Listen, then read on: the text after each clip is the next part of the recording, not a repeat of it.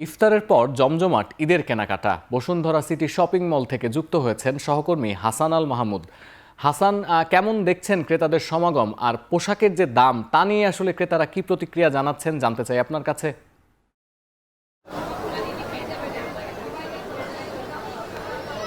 সতীর্থ, ধন্যবাদ আপনাকে। আমরা এই মুহূর্তে বসুন্ধরা শপিং কমপ্লেক্স যেটি রয়েছে সেখানে দেখতে পাচ্ছি যে প্রচুর পরিমাণে দর্শনার্থী এবং ক্রেতা বিক্রেতা কিন্তু ভিড় করছে এবং সারাদিনে আমরা দেখেছি যে বিভিন্ন শ্রেণী পেশার মানুষ কিন্তু এখানে এসেছেন, কাপড় ঘুরে ঘুরে দেখছেন, কিনছেন। তবে ইফতারের পরে সেই ভিড় কিন্তু অনেকটাই বেশি বেড়েছে এবং প্রত্যেকে আসছেন।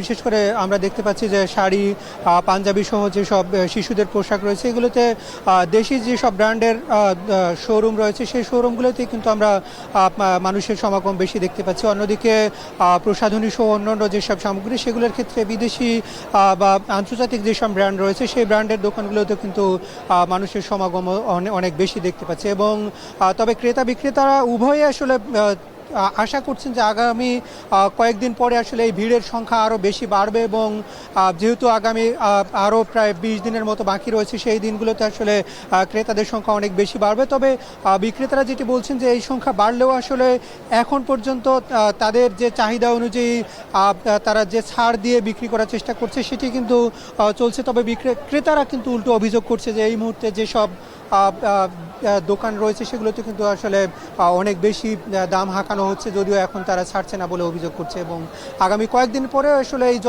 জমজমাট যে বাজার সেটি আরও জমে উঠবে এমনটাই কিন্তু প্রত্যাশা করছেন এখানকার ক্রেতা বিক্রেতা উভয়। তো এই ছিল আমার কাছে এখান থেকে সবশেষ পরিস্থিতি। বসুন্ধরা সিটি কমপ্লেক্স থেকে যুক্ত হয়েছিলেন সহকর্মী হাসান আল মাহমুদ।